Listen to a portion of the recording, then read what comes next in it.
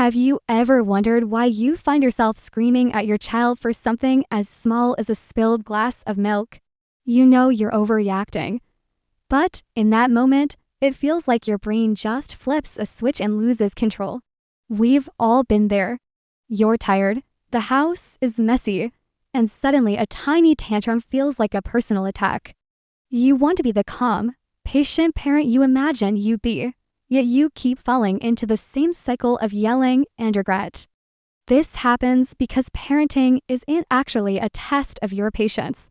It is a reflection of your biology. Most of us think that teaching our kids means using the right words or the perfect discipline strategy. We focus so much on what to say that we completely miss the invisible signal we are sending with our bodies. Your child's brain is like a sponge, but it isn't just soaking up your instructions. It is soaking up your stress. When you are wound tight, they feel it and they react to it. This creates a loop of chaos where everyone is stressed and nobody is learning. But there's a way to break this cycle using a tool so simple it feels like a secret weapon. In this video, we are going to explore the 3-second pause. It is a tiny window of time that can fundamentally change the way your child's brain develops. We are going to look at why your nervous system is actually the most important teacher in your home. If you stay with me until the very end, I'm going to share a specific micro-reset technique. It's a 10-second physical trick you can use when you feel a blow-up coming on that instantly signals your brain to stay in control, even in the middle of a grocery store meltdown. Let's look at why your calm is your greatest superpower. To understand why those 3 seconds matter so much, we have to look at a fascinating discovery in neuroscience called mirror neurons. Think of these as the brain's social Wi-Fi. These tiny cells are constantly scanning the people around us to understand their intentions and emotions. For a child, their primary Wi-Fi connection is you.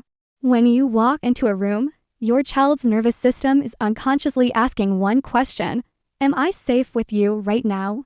They don't look at your words to find the answer. They look at your eyes, the tension in your shoulders, and the tone of your voice. This creates a powerful phenomenon known as co-regulation. Because a child's logical brain is still under construction, they cannot easily calm themselves down when they are upset. They actually borrow your nervous system to find their balance. If you approach a crying child while you are feeling frantic and angry, their mirror neurons catch your stress like a virus. Instead of calming down, they escalate because they sense your internal alarm is going off. You become two people trapped in a cycle of high alert biology. This is why your nervous system is your child's most influential teacher. You aren't just teaching them how to clean their room or say please. You are teaching them the blueprint for how to handle big emotions. If they see you stay grounded when things go wrong, their brain records that data. They learn that big feelings aren't dangerous and can be managed. You are literally shaping the way their brain will react to stress for the rest of their lives, simply by how you show up in the middle of the mess. So, why is this tiny 3-second gap so powerful? It all comes down to the way your brain is wired. Inside your head, there is a constant battle between two different systems. On one side, you have the primitive brain, which is built for survival. When your child screams or ignores you, this part of your brain perceives it as a threat. It wants to fight, yell, or run away. On the other side, you have the logical brain, the part of you that is kind, patient, and wise. The problem is that the primitive brain is much faster. It reacts in a split second, often before you even realize what is happening.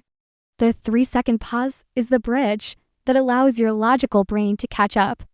When you feel that surge of heat in your chest or that urge to snap, those 3 seconds act as a circuit breaker. By stopping for just a moment, you are preventing a biological hijack. You are giving your nervous system enough time to realize that even though your child is being difficult, you are not actually in danger. This pause shifts the power from your instincts back to your intentions. It turns a reaction into a response. Think of it like an oxygen mask on an airplane. You have probably heard the rule that you must put your own mask on first before helping others. Parenting is exactly the same. You cannot pour calm into your child if your own internal tank is screaming with stress. If you react instantly while you are triggered, you are just adding more fuel to their fire. But when you pause, you settle your own system first. This allows you to show up as the stable, grounded leader your child needs in that moment. You aren't just staying quiet. You are actively choosing to stay in control of yourself so you can help them regain control of themselves. Knowing that the pause is important is one thing, but actually doing it when your child is screaming is another story entirely. It starts with the physical catch. You have to train yourself to notice the very first signs of stress in your body. Maybe your heart starts racing, your jaw tightens, or you feel a sudden heat in your face. These are the alarm bells of your nervous system. The moment you feel this, you don't speak. You don't move. You just stop. This is your signal that the primitive brain is trying to take over, and it is your cue to start the 3-second clock. During those 3 seconds, your only job is to breathe. Take one slow, deep inhale through your nose and let it out. This isn't just eccentric. It is a direct message to your brain's command center. A deep breath is the fastest way to signal to your body that there's no line in the room and you are safe. In that brief moment of silence, you are making a conscious choice. You are deciding to step out of the soldier role, where you are fighting a battle, and into the teacher role, where you are guiding a student. Try to apply this in small moments first so you are ready for the big ones. For example, if you find yourself getting annoyed during a busy morning because your child can't find their shoes, practice the pause right then. Use that silence to remind yourself that they aren't trying to be difficult. They are just being a child. By practicing this when the stakes are low, you build the muscle memory needed for when a full-blown meltdown happens in the middle of a grocery store.